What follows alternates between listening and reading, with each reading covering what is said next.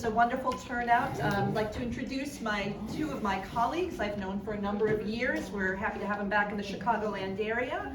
Briefly, Ryan Calabretta-Sajder, has so many titles I don't know where to begin. Associate Professor of Italian, Italian Section Head at the University of Arkansas, also Associate Director of Gender Studies, affiliated faculty in African American Studies, and my favorite,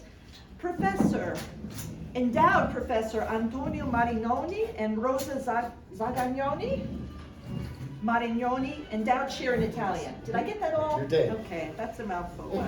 He's also the editor-in-chief of Diasporic Italy, which is the scholarly journal affiliated with the Italian American Studies Association. And he's here with his colleague, Alan Gravano, who is currently the director of the Writing Center and assistant professor at Rocky Mountain University of Health Professionals.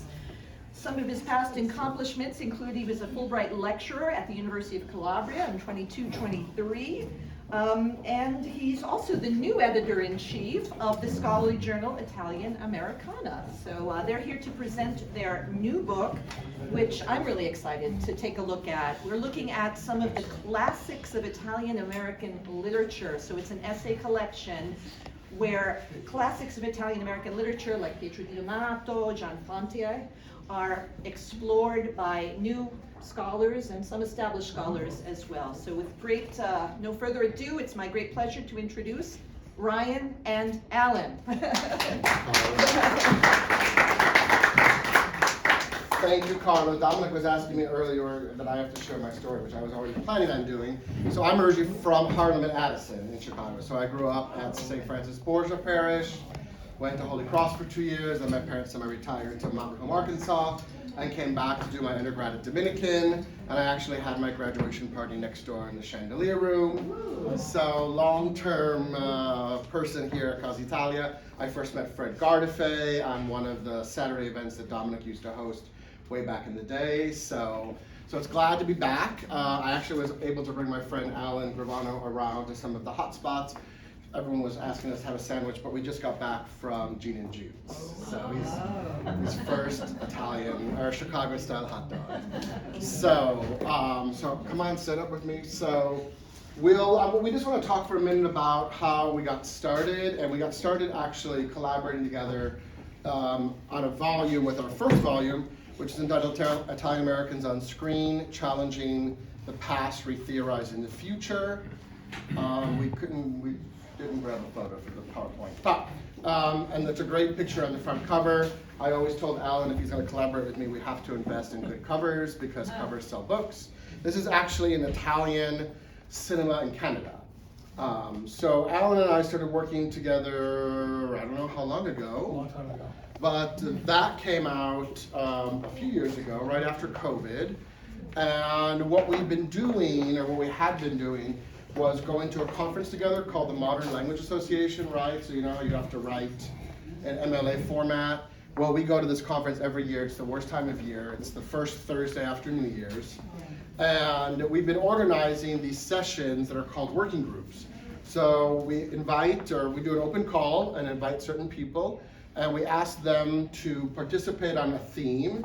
The first one was television and film studies. And then the second one was Italian American literature. The third one was queer Italian American studies, which we're working on now. The fourth one is trauma and Italian American studies. And then in between there, we also organized a conference on The Godfather in Taormina, Sicily, because I've taught in Taormina for many, many, many years and have a lot of connections. And on the east side of town was where Coppola filmed a lot of the scenes because he refused to pay the pizzo in the towns where historically, right, the Corleones come from. So basically we asked scholars to send their papers around Thanksgiving time, which is always a problem, but we have them send around Thanksgiving time, we share them, and we ask every member to actually read each other's work. And instead of presenting the articles formally like we usually would do at a conference, we actually spend 15 minutes per paper because we're given 3 sessions. And it's just workshopping.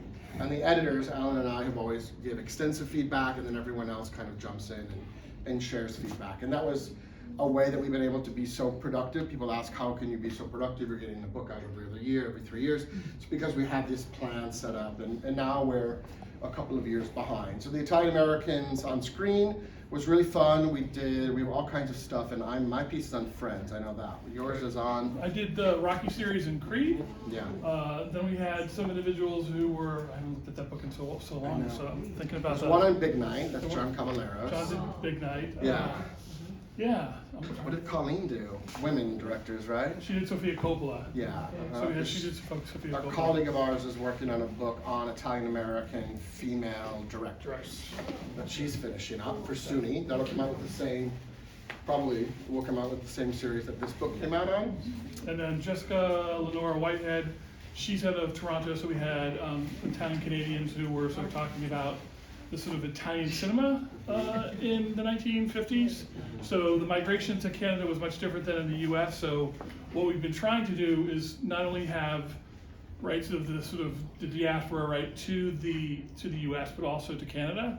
So we've been trying to at least have one, if not two chapters that are on individuals or sort of scholars who are sort of focusing on Italian Canadian. And like up until very recently, to like the 90s, there were like 9 Italian cinemas still in Toronto. So that was a picture of one of the ones from like the 50s or 60s.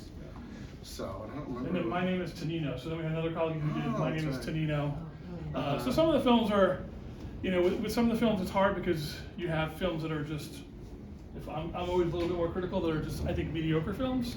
But it's still, you know, there's not that much scholarship on many of them. So the idea was with all of these works was some would be working on, I think, films that all of us are familiar with, so the more sort of canonical films that we've all are familiar with, and same thing when we get to the literature book, sort of either novels or writers that we're more familiar with, but then also trying to sort of tap into these films and writers that are sort of less well known, or maybe they don't have an Italian last name and people just assume that they're not Italian just because they're just looking at their last name. Yeah. So questions on the first book? Thanks for passing it around. So they just started passing. Okay, so we'll get started on this new book that just came out. It just came out in paperback. Like this is the first paperback. So we just ordered a couple. We have a couple of copies if anyone's interested. The hardcover came out in October. We were able to present the book once at the John D. Calandra Italian American Institute with Fred and Anthony. We did it once at Kofoscari in a conference dedicated to John Fonte. They gave us some space to do it here. And we're really happy to be here in Chicago, thanks to Dominic and all of you for coming out and supporting us. So we really appreciate that. Alan and I talk a lot about the pockets of Italian American studies, right? And Chicago is a historically rich pocket. I was talking to Professor Lenzo earlier today, right? And I remember the days when UIC still had 5 tenured faculty, Loyola had 4 tenured faculty. There were master's programs at both. So I mean, I went to Dominican, which was always smaller. We had two tenured faculty always, and that's still what they have. So they still have 2, and they have an endowment an endowment that gives 1 student a year, 1 or 2 students a year, a full ride to major in Italian studies. It was one of the ex-chapter presidents of AATI Chicago, Midwest. She was a high school teacher, and then she retired from high school to teach at the city college system. And she gave a $1 million gift to Dominican University. And she gave the American Association of Teachers of Italian, which I'm the past president of the American Association of Teachers, she gave us $250,000 or $300,000, and I made the association match her gift. So we have an endowment growing also for the American Association of Teachers of Italian for different types of things. But so there are these pockets, and also we know that Loyola, Dominic was very influential of getting that endowment started, right? So there's also that great endowment at Loyola, which is a $1 million gift. It was a half and half split. So I think there could be more done personally. You are the folks that, can get that work done. So, thank you for coming out for these kinds of things. But it's the alumni. You have to get the alumni involved and you all. But there's a lot of money in Chicago. There's no reason why the numbers are where they are. Anyway, off to the book. So, why Italian Americans on the page? So we first worked on Italian Americans on the screen, right? We organized our second working group for the MLA. After our first working group, the MLA actually loved our proposal so much, they actually asked us to use it. And actually it was a template for a long time. And we like to collaborate on Italian-Canadian film and media studies, so we made sure again that in this volume there's at least one Italian-Canadian colleague of ours who's a really great scholar of queer Italian-Canadian studies. And we appreciate the new attention to some canonical text and love that so many scholars are working on new or understudied work. So we're going to go through the table of contents in a minute. So you'll know, I think you'll leave with a couple of new names that maybe you've never heard of before that you should read. So this is a little bit of the information that we already talked about how we actually organized everything. The hardest part is always, if you're an academic or you were an academic or you were a teacher, right, is keeping people on the timeline. But that's it. So the overview, do you want to go ahead and read that? Yeah, sure. So in terms of the book, the one thing I do want to point out, because we were really happy, SUNY Press gave us not the greatest of choices for book covers. And not that we don't like the Italian flag, but it just seemed very stereotypical. And so I don't know how many of you are familiar with Juliet Graham's. Yes. So she's an author who's half Italian American. Her family comes from Calabria. And so this photo, she was doing work on her second book. So she's published a second novel. Her first novel, which two of our colleagues wrote about, which is The 7 or 8 Deaths of Stellar Fortuna. So if anyone hasn't read it, it's quite good. With the two novels that those two writers discuss, they're a little tragic in terms of sort of the female characters and their journeys. But so when she was doing research, this is a small little town in southern Calabria, Galiciano. And so I ended up going to a book signing of hers. We hit it off. I interviewed her, which is in Diasporic, Italy. And then she just gave us her sort of just dump of photos, and she said, use what you want, and then we just said, we'll give you credit. So she's got credit for the photo, and we have her first book actually discussed in here. And what was really nice about this is that not only are we talking about authors that are sort of, let's say, not either understudied or those that some people may not be familiar with, but when Mary Jo Bona worked on this, who's another sort of colleague who's from the Chicago area. Mm-hmm. She went to Loyola too. Yeah, her and her former student Jessica Maccione, they actually were working on this as the novel had just come out. So there was no scholarship on the two novels that they were discussing, which made their piece really interesting. So it was the first chapter that's on these two novels. So it was really a really great thing here. So I just wanted to point that out with the book. The other thing is we were trying to do, we wanted to make sure that we included genres. And so one thing with Italian American literature, we might know novels, right, short stories, poetry, but the problem is we don't really know that much about drama. So one of our colleagues, Colleen Ryan, who's now at Tufts University, she was the one who really took charge and did a really comprehensive chapter on Italian American drama. And so unfortunately, the one scholar that was doing theater, I think she passed away, or she's retired and no longer sort of contributing to the field. So it was just something that we talked about, and she was willing to sort of take it up and to work on it. So that's something that we're really excited about, because there's very, very little scholarship on Italian American theater. And on that note too, we were able to convince one of the writers who's actually in the book to come to an IASA conference that was hosted at the University of Arkansas not too long ago, and there was also a reading of her play last night, Yeah. Monday night, Yeah. in New York at the Calabretta. So Teresa Carelli is a really great author, who's also somewhat local. She's retired to Oak Park, by the way, and so she's around. She's really great. She taught at, her and her partner Jane taught at the Indiana University somewhere.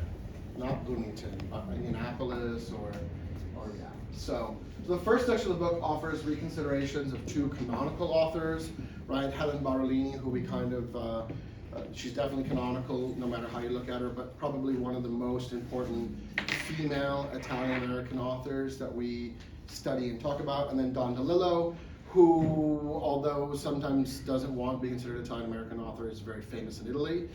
He's one of the most studied probably authors in actually Italy right now, Italian American authors in Italy right now. While the other 3 sections bring attention to new understudied topics such as Canadian writers, women and LGBTQ plus writers. So some of the focus is on Mary Jo Salter, who some people may not know is Italian American, Peter Covino, who's just an amazing poet at large, Luis De Salvo, Karen Tintori, Juliet Grimes, Ben Piazza, who died really young. He was in actually a film, he's actually an Arkansas author. Salvatore Antonio and Christopher Di Rado, who are both Canadian. Michelle Linante, Chris Cinque, Teresa Carilli, Mary Melfi, and Michela Di Cesare, all are authors of drama. And then what we were trying to do again is one of the shifts that's happened, and it's been a little difficult because Ryan talked about being the past president of the American Association of Teachers of Italian. I'm the past president of the Italian American Studies Association. Dominic has been a longtime member. Dominic was also a part of it when it was the American Italian Historical Association. And he's the first Distinguished Service Award. Service Award winner, yes. So, Bravo, Dominic. But in terms of one of the things that we're trying to do, and I think we've talked about it, but we really haven't made it clear to all of you, is that we use the word Italian American, but it ends up limiting it just to the US. And so one of the things that we've been trying to do is, again, partner with our colleagues to the north, so Italian Canadian, and what we've been using more, and again, it's indebted to several individuals, but we'll just name 2, which is Anthony Tambori and Fred Gardaphe, because they have the Italian Diaspora Studies Summer Seminar. I think that's what it is, right? Italian, yeah, Summer Seminar, it's just so many S's. And so now we're trying to use the word Italian diaspora, so talking about whether it's migration that happened of Italians moving from Italy to the US or really anywhere in the world, right in the globe. So whether we're talking about Australia, there's a lot of great work that's looking at sort of Italian Australians, to South Africa, to South America, to the US, to Canada. So there's all of these different migrations. And then also what we've been noticing too, although none of us are historians, is also the migration that's going from these places back to Italy. So that's why we're trying to use Italian diaspora. So we might say Italian American sometimes, or Italian Canadian, or Italian diaspora. So when we're talking about this lens, we're really trying to sort of look at things theoretically and also try to problemize things more than just being Italian American. Although, again, our authors, we can consider American authors. It's also important to remember that some of the largest populations of Italian migrants, right, remain in South America, in Venezuela, Argentina, and Brazil. So this is a review from a colleague who read our book and gave it the okay. She's Josephine Gattuso-Hendon. She's a very important professor of American literature, not just Italian American literature, at NYU. She said, "This is an invaluable addition to the field of Italian American studies, while offering new critical approaches to both canonical and non-canonical works. It also extends our understanding of LGBTQ writing in poetry, fiction, dramatic literature, and it expands coverage of Italian Americana to include North American contributions of Canadian dramatists whose work builds on the coverage of traditional concerns with family life and turmoil." And Josephine Gattuso-Hendon was the first Tiro Assegno Fellow at NYU and also a past president of the Association, of Italian American Studies Association. Me to go or you go? Oh, we can both take this. Okay. So the one thing when Ryan was talking about Helen Berolini, the novel that she's most famous for, which we hope, at least if you haven't read it, that you're familiar with the title, which is Umbertina. So that is her novel that came out, I believe, in 1979 was the publication. So we have an Italian who came over to the US to study. So the other thing that we're really proud of is trying the best we can to work with graduate students, to publish graduate students. So you'll see everywhere from a graduate student all the way up to a full professor is what we try to do. It doesn't always work out that way. So he was looking at Umbertina. So, right, Helen Berolini, canonical writer. And then the other one is Don DeLillo. And Don DeLillo, Underworld, although there are several individuals, my mentor, John Paul Russo, and others have talked about sort of the Italian American aspect of characters of Don DeLillo, going back to his first novel, which is Americana, back in, I think, 70, 71 when it first came out, all the way through his newest material.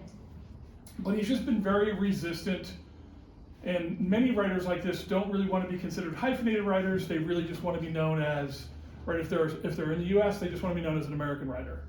So that one of the things that we've been trying to do for those of us who are in the field is just at least talk about this, and that way that the larger field that are looking at someone like, let's say, Don DeLillo or Helen Berlini are realizing that, you know, these are Italian American men and women who are writing these, and there's something about it that's a little bit different than just being an American writer. So these are the two canonical ones. And then Ryan and I will split this. I'll start with mine. So Mary Jo Salter is a poet. I worked with her at the Swanee Writers Conference at the University of the South, and she was wonderful. And she's editing the Norton Anthology of Poetry. So she's someone who has been publishing poetry since the late 1970s. She studied with Elizabeth Bishop. So all these things that made me really just excited. And then I find out, you know, someone had mentioned her in a piece about her being Italian American, and I wanted to sort of do more digging. And so the fact that I studied with her, I interviewed her, and on her mother's side, her mother and her grandmother are Italian American. And so the name of her sort of maternal line is Paradise. So that's the reason why in my title I put Mary Jo Paradise Salter. And so one of the things that I found as I was exploring just her whole sort of poetry from her earliest collection to her most recent collection is that she is constantly talking about or writing about either her mother, her grandmother, Italian cousins, and or just a lot of Italianità, right? So sort of objects that just might be things that we associate with Italy. And I was just curious as how she's using it. So my example of Mary Jo Salter is a writer that people may look at and go, well, she doesn't have an Italian last name. There's no vowel, right? And so that's another thing that we're also trying to do is just expose readers to writers that they might not even consider being Italian American. And in my piece, Queer and Italian American Poetry, Peter Covino's Cut Off the Years of Winter, Psychoanalysis, Performance Theory and Language. I do a whole, like, 10 pages where I kind of situate the field of Italian American studies with poetry, talking about how it's probably poetry and theater are the two earliest genres of Italian American literature. Way back in the day, we have a lot of theater happening in Little Italy's in dialect. There is a great book, I forget what her name is, but I think that was the one you were referring to. But there is a book or two already on the really early importance of theater and as both cultural importance, but also linguistic importance. So the concept of saving Italian language and Italian culture in these Little Italies. And then it's poetry, and poetry there's this crossover of poetry and music and various types of things. So we have some of the earliest poetry actually still being written in Italian by migrants coming to the United States, and then eventually changing, or actually hybrid. We see people like Fontanella, and Peter Covino is one of them. One of the aspects that I look at is looking at when Peter uses dialect, when he uses Italian, when he goes back and forth. When I was in Calabrettta teaching, I actually zoomed Peter in, and it was great to have him. He's, first of all, an amazing reader of his own poetry, but talking to him in a setting where Italian is spoken, he goes in and out of his own language depending on what he's talking about, depending on the topic. So I look at in this piece the concept of performance in a gendered perspective. How does performativity work? When one can be openly gay in certain scenarios, and when one may be closeted in other situations, how the use of language within the household is used and often weaponized, actually, at times, by often, or ironically, the mother character against both the children and the father. So, go ahead. Yeah, the only thing I just wanted to also mention is that I come from the world of the Masters of Fine Arts, right, so poetry, and it's just really difficult because one of the things I just wanted to mention about Mary Jo Salter and then Peter's work is that with Mary Jo, she's probably the most recognizable poet. And we have a lot of individuals who are poets, and they are amazing poets in their own right. But one of the things that I'm always struggling with, especially when I was president of the organization, was they're upset because they're not being taught in the classroom. And so, this is one of those things where, one of the other things that I've done a lot in my conferences over the years is looking at which Italian American writers are actually anthologized. And it's actually quite interesting that none of the Italian American poets, so probably the most famous Italian American poet that's Italian American is Diane di Prima from the Beat generation.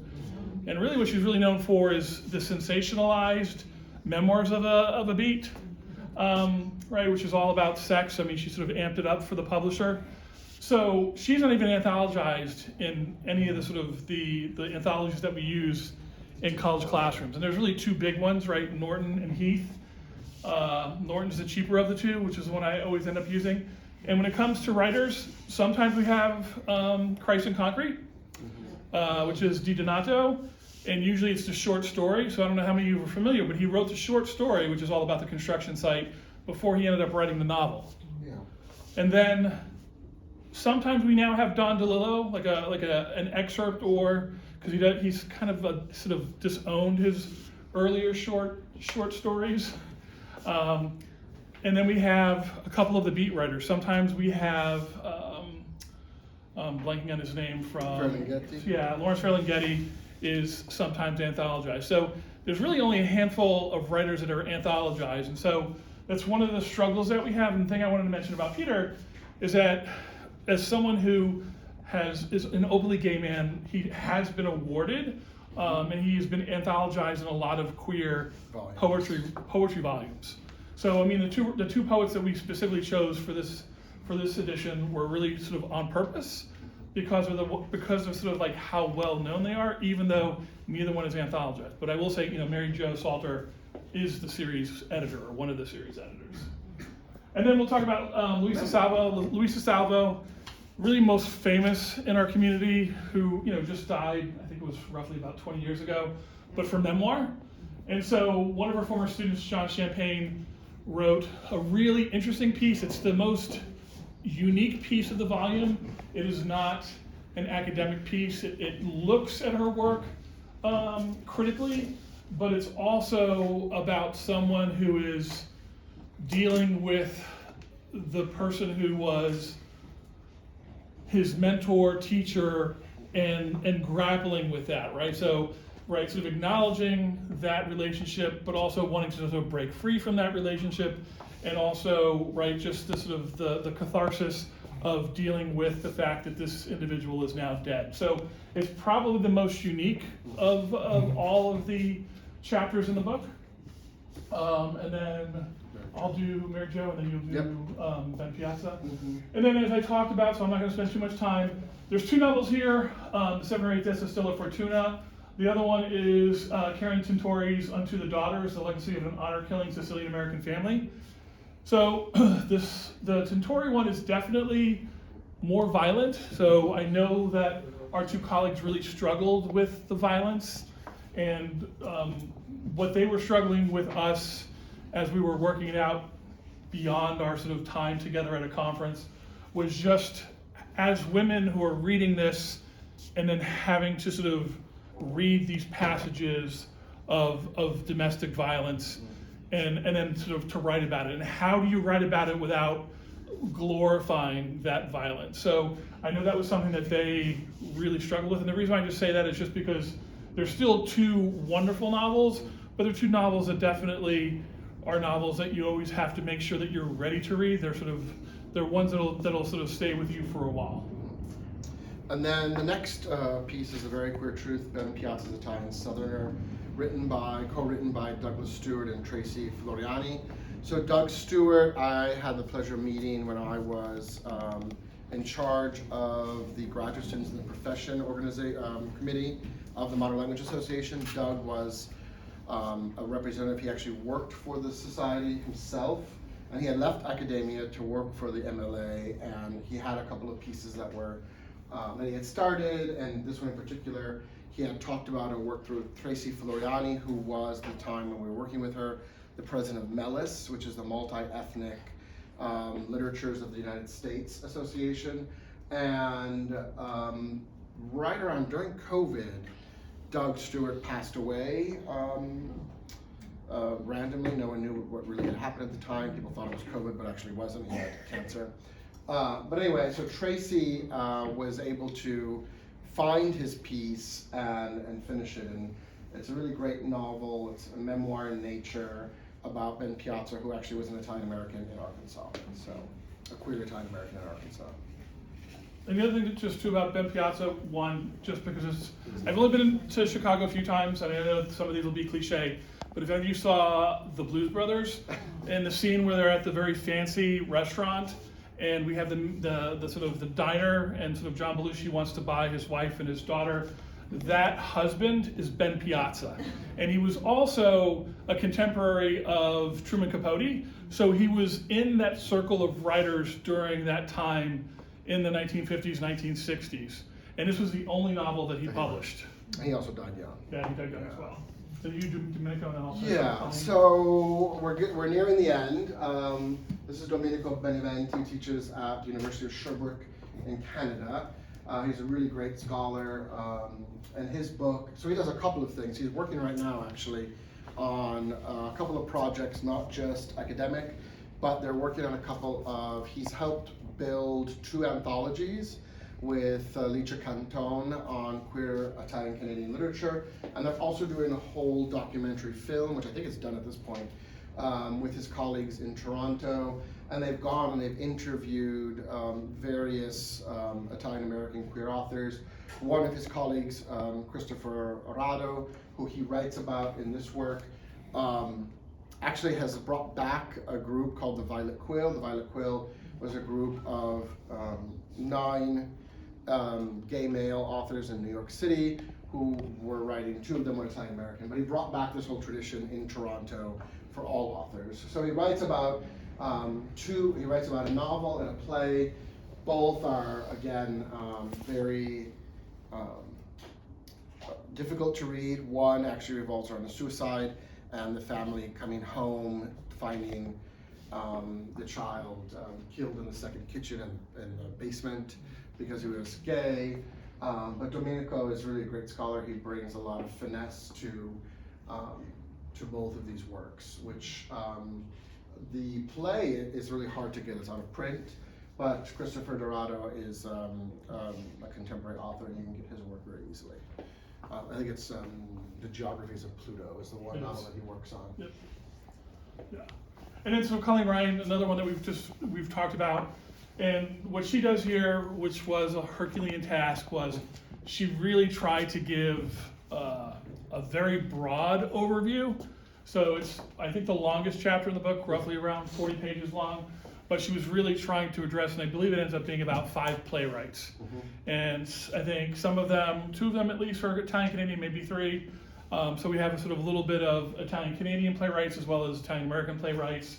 And the real purpose of it was, when we think about these volumes, something that we haven't talked about is that since we both have the opportunity to teach, it's also about books that we can bring to the classroom, or at least have on reserve at a library, where students can go and can read about these works, so that it will be a textbook, if you will, for those who want to sort of include these writers. And we're not saying that it's going to be, there's some of us or some of my colleagues who've had the ability to teach an Italian American course, Italian American culture course, but it's an opportunity where someone might do just a sequence. So maybe they're going to do poetry and they're going to include 1 or 2 Italian American poets in there, or maybe they're going to include a fiction or short story writer or a playwright. And so it's the opportunity where at least they now have scholarship that they can sort of bring to or have students read, whether we're looking at it for undergraduate students or graduate students. So that's something that's also really important. And the nice thing is that so many of the authors talked about in this work have not been published on, or have been published very little on. Mm-hmm. So it's also an important work for scholars working in the field. So it's accessible to advanced undergrads, definitely graduate students, but also important for Italian American Studies scholars. So at that, we have finished our formal presentation, but we are open to questions.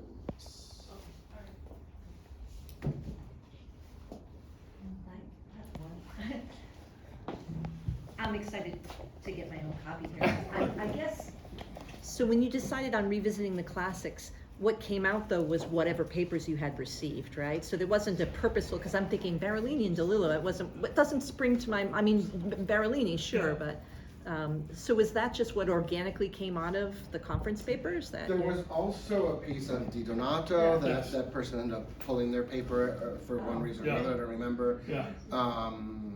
Yeah, So, and this is the thing that we were a little worried about. We're thinking about our audience today.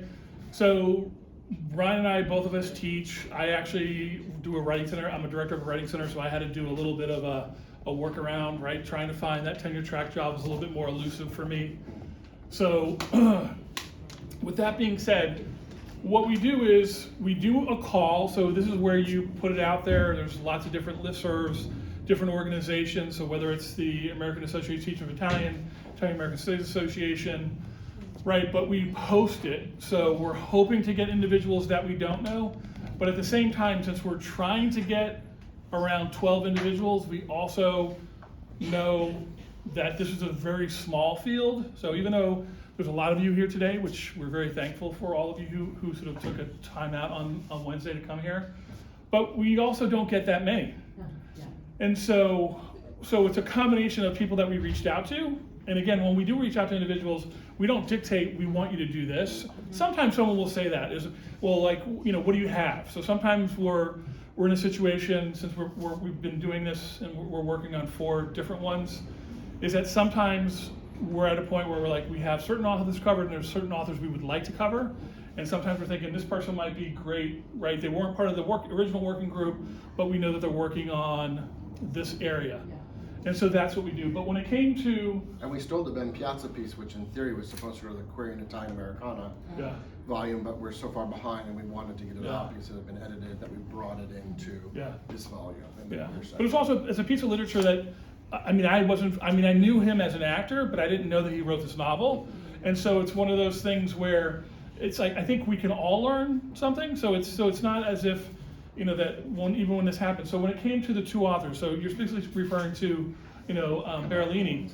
It just so happened a graduate student wanted to work on Umbertina, right? And that graduate student was really willing to work with us because the other student who was working on Di Donato was a graduate student, but they were very strong-willed and did not want to Follow the reader reports. Yeah, so we got specific feedback, and most of us are willing to take the feedback. Again, it's not that you have to take every bit of feedback, but this person was resistant to everything. Even reader number 1. Yes, yes. So we had originally 3 people, but with those 3 authors, when it came to DeLillo, Di Donato, and Barolini, it just so happened that those just individuals submitted to us. Yeah, because Brian Santini, you look at his last name, he's also Italian American, right? So he's someone else who, right, you look at his last name, you don't know, but again, he's someone who has been doing he's kind of like me, we do 20th century American literature, and so he's looking at sort of other authors that I also really enjoy reading or watching, like Thomas Pynchon, as well as Don DeLillo. So again, it just so happened that sometimes you really get lucky, and sometimes it's a little bit more difficult where it's about reaching out to colleagues who... And we're facing the same thing with the volume that's somewhat accepted on The Godfather, right? Yeah. We have 1 or 2 pieces on the actual novel. Everything else is on the literature. So, we're going to have to go back and be like, you're going to have to finesse this a little bit. And so. And then that was also the first time that we got feedback where we knew one of the graduate student essays was probably not going to make it. We did as much as you can. There's only so much you can do, but the recommendations were to cut to 2 graduate chapters. And so, sometimes you have to make hard choices. So it's something that we always really want to do is we really want to support, right, and mentor students. But in this case, it's not going to happen. So I know Ryan did want to talk a little bit because we were also thinking about what everyone knows. So for our Godfather book, we were in Taormina. We scouted it. I had never been to Taormina until I went with Ryan. Ryan taught study abroad 13 summers in a row there. But we went to Savoca and Forza de Groa, which are the two hill towns just outside of Taormina, where they did mostly exterior shots. And we had a conference. It was very small. It was just one day. And the feedback that we got from that was everyone loved that because it was just, we just bonded as a group all day in the same room, everyone sharing. We went to lunch together, we went to dinner together, we went on the excursion the following day together. And in that situation, we had a graduate student who was working on. Could have been the first piece on White Lotus. Yeah, The Godfather. The And, White Lotus. yeah, The Godfather, White Lotus. And he was, Yale graduate and he was student. brilliant. Excellent. And he did not want, I think he just wanted to use it for his dissertation, so it might end up being his Oh, I think his dissertation. advisor probably said, Yeah. get your dissertation done. Yeah. But, and then Colleen also pulled her article out because she's probably using it for her book. Yeah. So yeah, so those are the things. But the Godfather was really interesting because one of the things that we were doing is we originally wanted to shoot for the anniversary of the first film, which would have been, right, sort of 2022, COVID. Then we knew, well, 2024, Godfather Part 2, and then like with everything that was happening, so we just kind of made it where it was a celebration of just the trilogy, or really the series, because if you think about Godfather 3, it's the Godfather Part 3, and then you have the Coda, the death of Michael Corleone version of the film, which is horrific. So we have the film, we have two pieces. One is on his relationship with his editor, and then one who did the production design. So we had some really interesting things that weren't on the films, so we're really excited about. One's on the way they choose to dub the Yes. Italian and the Sicilian in particular in the Italian version of the film. Yep. There's another one on the music. There are two on Yep. food. Yeah. Yours is on? I talked about the non-Italian American actors that have appeared in the films, all three. But yeah. Yeah. So it's going to be a rich volume. We're waiting for the final approval, but the reader reports came back positive. So yeah. So that'll come out with Indiana. Dominic. I was sad to see Jerry Mangione, my old friend, ignored. It wasn't on purpose. Well, I mean, what happens when you have iconic authors, and then you add another one, and you add another one, you add another one? How do you keep them? Well, I mean, the good news is that there is scholarship on Jerry Mangione's Mount Allegra. For those of you who may not be familiar with what novel Dominic was referring to. So It's also part of the canon. yes, it's another novel, right? 1940s, I think it came out. Yeah, after World War II. So again, this is the thing where I'll just speak from my own experience, and I know this is going to upset some people, but students don't, listen, anything before it used to be World War II, anything before World War II is old. So even trying to teach Di Donato, and I'll be honest with you, when I do Di Donato, I do not do the novel, I do the short story, right? And, some of my colleagues give me hell for that, but students want to read contemporary. So, Ryan and I both were lucky, we had two different Fulbrights, but both of ours were in Calabria. And the one thing that we both will say is that, and again, I always give Ryan credit, we were having this conversation about when colleagues don't give credit to each other, which also reminds me, I'm only editor of Italian Americana because Carla and John Paul Russo reached out to me. So I just want to also, it was a really wonderful introduction, but I just want to let everyone know that sort of Carla was the editor before me of Italian Americana. So I'm here because of Carla. But the students were really excited about hearing the writers read their works. Yep. So Ryan did it first because he had his Fondazione Il Sud award before mine. 2017. And then I did the one that sort of Margherita Gennari has at the University of Calabria, which is in Italian American Studies. And then I actually ended up having individuals like Maria Jura, who did her memoir Celibate. For those of you who may or may not be familiar with, it's based on a true story of her affair with a priest. She wanted to become a nun. Very interesting. So it's a great memoir, but it's very contemporary. But I had her read, and the students were able to ask her questions. I had two other sort of writers. I had Nicole Santalucia, who's a creative writer professor, We're working with a lot now. who I've been working with quite a bit. So she's been my sort of poetry muse, and I really enjoy her poetry. So it's just having the individuals read their work to students who are in their 20s, they just get so excited. Yep. And we recently brought Peter Covino to campus, and the students loved it. Yeah. He was there for 2 days. He did a reading one day, and we had the bookstore there. And he's just very a la mano too, right? He was talking to everyone, and then he gave a more formal overview of Italian American poetry. But he's very down to earth, and it's great that students can have that connection with them.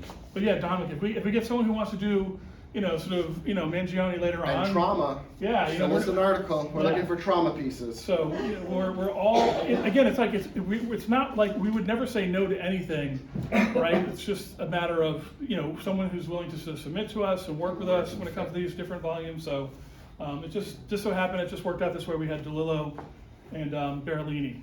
So just those were the two, like they were the most iconic names that we had compared to the other writers. How long did this take you to write, and what was the inspiration for both of these books? Okay. That's a very good question. They're very long processes. Yes. So two things. So one, if you're talking about individual chapters, for me the two most difficult parts of writing is the introduction and conclusion, right? For my own piece and also for the book. So for me, sometimes it's just a matter of okay, so when I was doing, Mary Jo Salter, I really wanted to do this one poem that's in 5 sections. It's called Dead Letters, and it's about her mother dies, and she's going through her mother's mail, the narrator, right? So I don't want to conflate the two as if I'm teaching. And so for me, it was just, let me just start sort of analyzing the poetry. So I analyzed 5 sections of the poem, which turned out to be roughly around 20 pages. And then what I found about my own writing is that once I've done the analysis, then I know what I'm trying to say. Because I'm not like, I have other colleagues who just know what they want to say from the very beginning or have a very sort of clear sense, a theoretical opening, and that's not me. So as a writer, I struggle with that. So then I go back and I do an introduction and conclusion. And sometimes I find my conclusion is better than my introduction, so then I make my conclusion my introduction, and then I have to write a new conclusion. So I'm like listen, I know Clint Eastwood is problematic, but he was someone who I grew up watching with spaghetti westerns. But I always take a quote from Dirty Harry, right? So I am a B+ writer, right? A man needs to know his limitations. And so what's my limitations? I'm a B+ writer. So, for me, it takes me 20 or 30 revisions, if not more. And I think it's just a B+, my chapter or my article. I have colleagues who will write one, the first version, and it's amazing, and that's not me. I have to work really hard, and I always feel that my work is never really superior. When it comes to the book is really hard because you're now you're working dealing with 12 different personalities, right? And so some of them, honestly, at this point we've gotten to know everyone.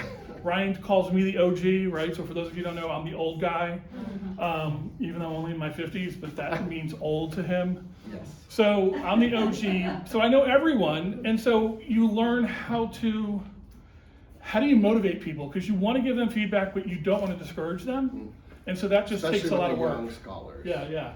Because there are young academics who get one really bad review, and they freeze for years. They don't get tenure. It's really. And we had, with this book in particular, we went from one press to another because we had a really bad experience, and we decided that we weren't going to stay with that really bad experience. So almost everyone in the book got a really nasty review the first round. Now, were there good things that came out of that nasty review? Sure. But the tone at times was really bad, even to senior scholars, to the full professor colleagues. Which, usually, one of these people is now retired and is like the godmother of Italian American literature, right? So to get a bad review was really interesting. We did our rewrites, right? Everyone did our rewrites, so we submitted it, and it was pretty much accepted with very, very, very minor things with this press that we went with. Yeah. So it really depends on a lot of that. But just to give you an idea, the MLA working group for the first book, was that 2018 or 2019? That we published it, or that we did it? That we actually did the working group. I think it was 2019. And that came out in 2022. Yeah, so that one we were on schedule the whole time. because we have to come up with a schedule of not only getting everything ready for the conference in January, but then we give everyone 3 months to revise it. We then go over every single chapter. So what usually we'll do is one of us will go first, and then we sort of just, because we just don't want to sort of overwhelm them with 2 different versions. So we just like, I'll edit one, and then I give it to Ryan. Ryan will edit it, and that way they just have one document that's got both of our comments. And then also too, if you're thinking about yourself as a writer, when we're working, so the one student who we worked with on The Godfather, she's a graduate student. And so one of the things is, it was just like formatting also, right, someone who's not from the US system, so they were using British spelling. So it's just, so there's a lot of things that I had to edit. So what I did was, I edited the whole thing just to edit it, to get it the way it should be for a US press. And I said, here's everything I did, right? And then I just want you to see what I did.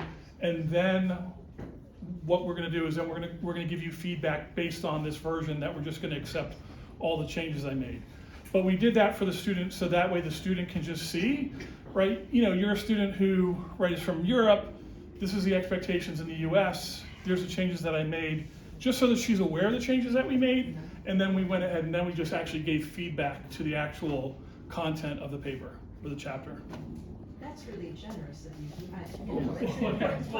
No, but it's important Yeah. because, if you don't get the right mentorship, like you said, it really is, But even with all the work that we did, we knew one was probably, they could say like cut it, but we were surprised when they recommended both the graduate pieces. And they didn't know that they were graduate pieces, but they just said that these writings are clearly not up to the level that the other ones are.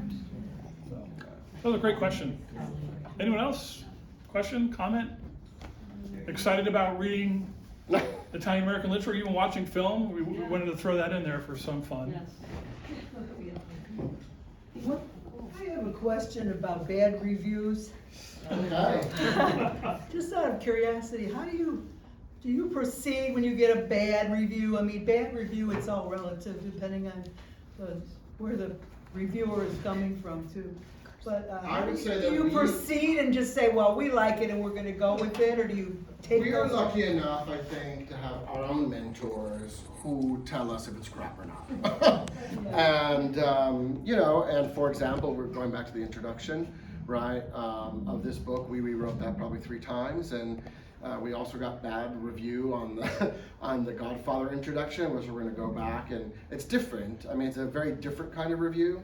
The second review, it's also, you don't know necessarily who your reviewers are, but you definitely know their background, right? So for this Godfather book, there's a clear reviewer who's an Italian American studies scholar, and there's a clear reviewer who's a film studies scholar who may not, be a scholar of the Godfather or Italian American, but they know film just by what their recommendations are, right? Like for example, the Italian American reviewer says, you forgot this person, you forgot that person, you need to explain this Italian American concept better.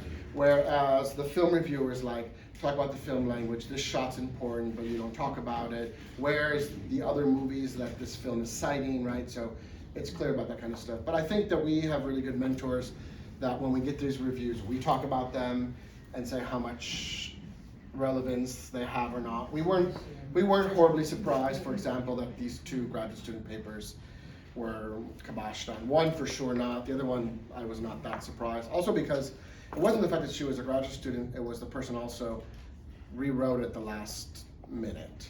And she was finishing all kinds of other things at the same time. But then we sent them to our mentors and we're like, so what do you think? And our mentor said, I need to see the table of contents. So it's not even just like yes or no. They wanted to know more, and they gave us, their feedback, and they looked at our response letter to the press, because then you have to respond as to which corrections you'll make, which ones there were some corrections that we refused to make, so we don't know what'll happen. I mean, not refused, they wanted us to add X, Y, and Z, but probably take out Y, and we said, we're not gonna take out Y. We're more than happy to add X, Y, and Z though. For example, the introduction, they say that, there was too much background information, and the introduction needs to sell your book, and I'm not sold. So we need to go back and add that component to the introduction. But I was wondering if you're asking, when you get that negative feedback, I think I was lucky. My feedback for the one that we're discussing, they liked my piece on marriage with Salter, and I got some good feedback for revisions. But when you get that feedback on the introduction, and it's just the way that it's written, and it's also hard too, because right when it's like just writing an email, and you just don't know the person's tone, so you take it the wrong way. This person really doesn't like me or my introduction. So we were pissed. Like when you first get it, there's no way not to be angry. So you get angry. We talk to each other on the phone. We just vent. But then we also get other perspectives, right? So we even had one of the contributors from the book who Ryan's referring to, and we said, "What's your opinion?" And they said, "Yes, the review was harsh, but there's a lot of good suggestions here." And so then that's when you start taking note for people who've been doing this longer than you have, and they give you that different perspective on how to look at it. I think it just helps you, and then it's just one of those things where you just realize, well, I'm never going to submit to this press again, though, right? I mean that's a simple thing. It's just like, it's not that I don't want to waste their time. I don't want to waste our time, right? So it's one of those things where you just learn. So, and with Indiana, that was something that Ryan's kind of a little bit more familiar because he's published more than me, just because I'm in the non-tenure track institution. So Ryan's experience, I always defer to Ryan. So he was really kind of looking for a film journal. So we looked at sort of Indiana University and Wayne State. But Indiana University contacted us super quick, and we're like, we are interested, and we want exclusive review rights. So we said yes. And even in the email that accompanied the two review responses, she was very positive. She wanted to confirm that we would be willing to make those corrections. She had a tight turnaround. She said, please give me the letter within the week because the board is meeting. So she also made it clear that she as editor was interested and she wanted it in her spring 2027 catalog. So going back to your question, Little Crawl. So this book won't come out until probably April or May of 2027. This next book. If we're lucky, the Godfather. Yes, if everyone's on time, if the other 12 contributors respect the deadline, which as we know, Italian and Italian Americans are not the best with deadlines, so. Any other comments, questions? Are they gonna go by the chocolate factory? Chocolate factory. Oh, in Termina? Oh, we went there. She closed it. That's down, yeah. Yeah, it's down, but yeah, they still had some of the Godfather chocolate. So there's this woman that Ryan knows from teaching at Termina. And my mom. And your mom? Yeah. Donatella? So anyway, so she still has the space, and she made all of these things out of chocolate. Part of it, she made some things from the Godfather in chocolate. Yeah, so, yes. Okay, well, thank you very much, both of you. We're looking at selling the book. Yes. It works more that way. Thank you. Yeah, we have 5 copies on sale for $20. Okay. And then we're donating a copy of each one to the Casa. Okay. That one has those